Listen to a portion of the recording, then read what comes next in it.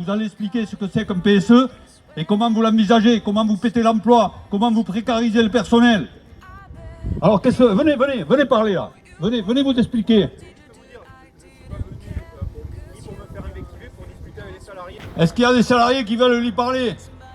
N'ayez pas peur, de toute façon, vous n'avez pas de raison d'avoir peur. C'est votre avenir qui est en jeu, c'est pas le sien. Être courageux, maintenant vous le démontrez là. Venez. Si vous êtes formé à ça, vous venez parler devant les salariés. Si. Eh bien, vous avez un micro, vous faites comme moi parce que vous n'allez pas les prendre un par un là. Depuis le 1er janvier 2020 jusqu'au 31 mars 2021, nous avons eu 2000... Non mais restez ici parce que sinon on va être obligé de monter, donc autant vaut-il que vous restiez ici. Depuis le 1er janvier 2020, 2000 salariés ont quitté l'entreprise. Sur les 2000, 1000 salariés ont démissionné, 1000 salariés sont des départs contraints. On a un problème de vérité là-dedans. Qui dirige cette entreprise? Est-ce que c'est le directeur régional à Toulouse? Est-ce que le directeur régional à Toulouse est capable de dire à notre direction: non, on tient à nos salariés, on tient à nos ingénieurs, à nos techniciens, à nos employés. Vous ne touchez pas à nos employés.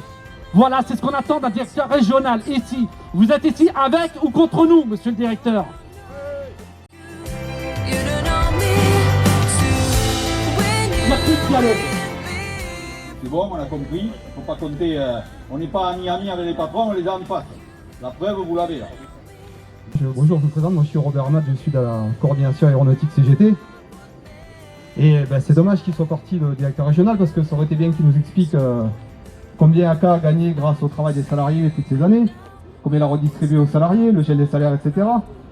Ça aurait été bien qu'il nous explique, par exemple, toutes les mesures qu'il a mises en place pour éviter d'être trop dépendant d'Airbus, parce que quand Airbus se dit qu'après il y a moins de boulot, ben, ils se servent de ça comme excuse pour pouvoir licencier. Alors qu'est-ce qu'ils ont pris comme mesure? On nous parle d'orientation stratégique, de la CSE, etc. Voilà, en tête. Et ils n'oublient pas évidemment, parce que, mais bon, le pouvoir c'est les salariés qui l'ont. Voilà, donc là, on va continuer peut-être les prises de parole, je ne vais pas parler trop longtemps. Moi, j'ai rencontré l'entreprise ici. J'ai proposé d'être non pas en médiation, mais en intervention entre les syndicats, les 4 syndicats et l'entreprise. La proposition reste entière, mais je ne rentre pas dans l'économie de l'entreprise, ni dans la revendication des syndicats, sauf pour une chose. Je ne veux qu'en aucun cas l'argent des Français puisse partir en dividendes. C'est tout. C'est exactement ma seule demande. Et c'est la seule chose que je demande. Non mais... Oui, mais... Là, vous êtes en train de marcher en avant de ça. Vous avez fait un pas en avant. Expliquez-nous, vous avez donné toutes les subventions aux entreprises, pourquoi vous n'avez pas conditionné ça à ce qu'il n'y ait pas de PSE? Eh bien, je pense qu'il aurait certainement fallu aller au-delà. Vous avez sans doute raison. Mais vous croyez qu'on arrivera à faire la transition écologique sans les ingénieurs qui sont là, sans les techniciens qui sont là, sans les salariés qui sont là? Non, on n'y arrivera pas. Alors c'est bien, monsieur le parlementaire, de venir ici nous dire maintenant que vous êtes pour qu'il y ait des conditionnalités à l'argent public, et notamment des conditionnalités pour qu'on ne supprime pas des emplois. Sauf que quand il y a eu des amendements à l'Assemblée nationale sur le sujet, sur le plan de relance, vous ne les avez pas votés. Sauf que pour l'instant, on n'est pas là pour que vous fassiez de la médiation, on est là pour que vous vous battiez aux côtés des salariés, pour faire en sorte que dans AK, il n'y ait pas une seule suppression d'emplois. Une des premières villes universitaires de France, on a nos étudiants qui font la queue à la banque alimentaire. Si c'est ça l'avenir qu'on veut construire à notre jeunesse, alors qu'il y a tout pour développer l'emploi, les hautes technologies, etc., c'est un vrai sujet.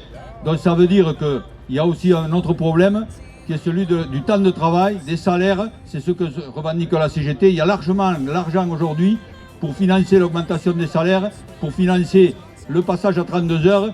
Donc je représente le maire de Blagnac qui a été empêché aujourd'hui, quelques soucis de santé.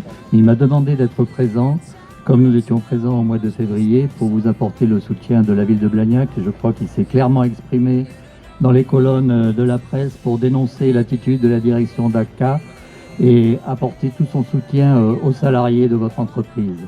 Il me semble essentiel d'obtenir l'objectif de 0 licenciement. Et je voulais vous dire, en tant que syndicaliste, juste à la retraite à Météo France, en tant que salarié de Météo France, on en a mené des luttes. On en a mené et on sait très bien que c'est le rapport de force qui compte. Et il ne faut pas hésiter à monter, quitte à employer des moyens vraiment très forts pour faire changer d'attitude votre direction. Alors bonjour à tous, je ne sais pas si vous vous souvenez, pour ceux qui étaient là en mars, j'étais déjà là et on vous avait proposé de faire un certain nombre d'actions au niveau du conseil métropolitain. Donc je suis un peu étonnée des propos qui viennent d'être tenus parce que M. Carl nous a tenu les propos inverses lors du dernier conseil métropolitain en nous disant qu'il n'avait pas du tout dit qu'il était contre le zéro licenciement et ce genre de choses. Donc on a fait, notamment il y avait Antoine aussi, on a fait ce qu'on vous avait dit, on a déposé un vœu pour demander à ce que les aides soient conditionnées au maintien de l'emploi sur le territoire. Ce qui nous a été répondu par la majorité donc de M. Moudin, ce qui nous a été répondu par les indépendants, dont M. Carl, c'est que c'était impossible et qu'on ne pourrait pas le faire et qu'on ne pouvait pas aller vers 0 licenciement. Alors, demain, président de région, je m'engage à ce que toutes les aides économiques de la région soient conditionnées au maintien des emplois et à des critères donc sociaux et environnementaux.